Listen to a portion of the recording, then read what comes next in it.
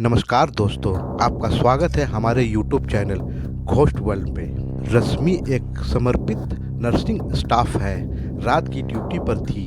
यह एक सरकारी अस्पताल है, शहर के बाहर है और रात के समय यहाँ का माहौल बेहद सुनसान और डरावना हो जाता है। पुरानी दीवारें, टूटे खिड़की और दरवाजे और हल्की जलती बुझती ट्यूबलाइट ने इस अस्पताल को और भयानक बना दिया। रश्मि को रात की ड्यूटी पसंद नहीं थी, लेकिन मजबूरी में वो इसे स्वीकार करती थी। उस रात भी सब कुछ सामान्य लग रहा था।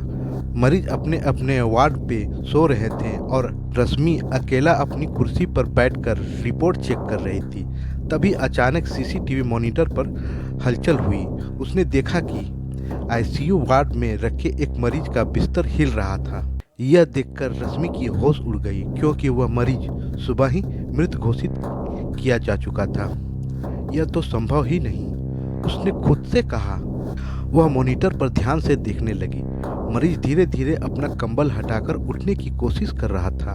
उसकी शरीर अजीब तरीके से कांप रहा था और उसकी हरकतें इंसानों जैसी नहीं थी। रश्मि के रोंगटे खड़े हो गए। उसने सोचा कि यह शायद सीसीटीवी का तकनीकी खराबी है, लेकिन जैसे ही उसने कैमरे के अलग अलग एंगल चेक किए, वह मरीज बिस्तर से उठकर दरवाजे की ओर बढ़ने लगा। यह कैसे हो सकता है? क्या मरीज सच में जिंदा हो सकता है? रश्मि ने खुद को शांत करने की कोशिश की और आईसीयू की ओर जाने का फैसला किया। आईसीयू का कॉरिडोर सुनसान था। हर कदम पर उसकी चप्पल की आवाज़ खाली दीवारें से टकराकर लौट रही थी। आईसीयू के पास पहुंचते ही उसने दरवाज़ा खोला। कमरा ठंडा था और एक अजीब सी गंध फैल रही थी।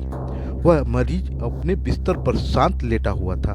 उसके ऊपर चादर ठीक से ढकी हुई थी और ऐसा कुछ भी नहीं लग रहा था जो मॉनिटर पर दिखा था। रश्मि ने गहरी सांस ली। शायद वाकई ये मेरी नज़रों का धोखा था, उसने सोचा। लेकिन तभी उसकी नज़र मरीज के पैरों की ओर गई। चादर से झांकते हुए मरीज के पैर जमीन पर सीधे टिके हुए थे, जैसे वह उठने की हालत में हो। उसने तुरंत चादर हटाई। मरीज का शरीर ठंडा और बेजान था।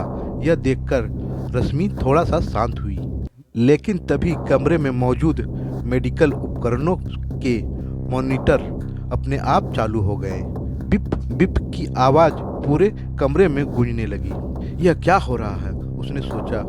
वह मॉनिटर बंद करने की कोशिश कर रही थी कि तभी उसे महसूस हुआ कि जैसे किसी ने उसके कंधे पर हाथ रखा। रश्मि ने मुड़कर देखा, लेकिन वहां कोई नहीं था। पर एक परछाई कमरे के कोने में हलचल कर रही थी। वह धीरे धीरे उसकी ओर बढ़ने लगी। रश्मि ने कांपते हुए पूछा, कौन है? कोई जवाब नहीं आया। परछाई दीवार से उतरकर जमीन पर रेंगने लगी और ऐसा लगने लगा कि वह किसी आकार में बदल रही है। कुछ ही पलों में वह परछाई उसी मरीज के चेहरे में बदल गई जो मृत था। उसकी आंखें लाल और चमकदार थी और वह बिना होठ हिलाए कुछ बुदबुदा रही थी। रश्मि ने घबराकर पीछे हटने की कोशिश की, लेकिन उसके पैर जम गई। वह कुछ समझ नहीं पाई। उससे पहले परछाई ने एक ठंडी हवा की लहर बनकर उसे अपने चारों ओर लपेट लिया। रश्मि को महसूस हुआ कि जैसे कोई उसे जकड़ रहा है। किसी तरह खुद को संभालते हुए रश्मि ने कमरे से बाहर भागी और सीधे रिकॉर्ड रूम में आई। वह समझ नहीं पा रही थी कि ऐसा क्यों हो रहा है। उसने सोचा कि शायद इस मरीज की फाइल में कुछ ऐसा हो जो इन घटनाओं की वजह हो। रिकॉर्ड रूम में पहुंचकर उसने मरीज की फाइल ढूंढने शुरू की। फाइल खोलते ही उसकी नज़र एक नोट पर गई। यह मरीज मानसिक रूप से बीमार था। उसे कई बार अपने परिवार को नुकसान पहुंचाने की कोशिश करते हुए पकड़ा गया था। अंत दिनों में यह अजीबोगरीब आवाज़ सुनने और चीज़ों को देखने की शिकायत करता था। रश्मि ने आगे बढ़ा। मरीज मरने से पहले कहा था, मुझे यहाँ मत रखो, मैं लौट आऊँगी। यह पढ़कर रश्मि का दिल तेजी से धड़कने लगा। उसे महसूस हुआ कि वह किसी खतरनाक चीज में फंस गई। रश्मि ने फाइल बंद की और वापस अपनी डेस्क पर लौटने लगी, लेकिन रास्ते में उसे हर एक कोने से फुसफुसाहटें सुनाई देने लगी। तुमने मुझे क्यों देखा, अब तुम्हें नहीं छोड़ूंगी। वो पसीने से तरबतर हो गई। आखिर रश्मि ने अस्पताल से बाहर निकलने का फैसला किया, लेकिन जैसे ही वह मुख्य दरवाजे के पास पहुंची, वह दरवाज़ा अपने आप बंद हो गई।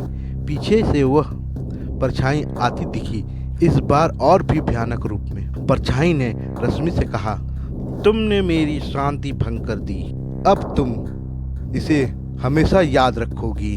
रश्मि ने पूरी ताकत लगाकर दरवाज़ा खोला और बाहर भाग गई। उस रात के बाद उसने नौकरी छोड़ दी, लेकिन वह हमेशा ही रही कि वह मरीज उसे अब भी सपनों में दिखाई देती है।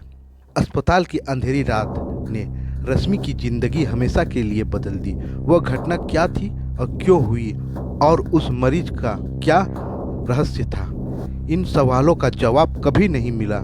लेकिन वह अस्पताल आज भी वीरान पड़ा है और लोग कहते हैं कि वहाँ रात में अब भी फुसफुसाहटें सुनाई देती है।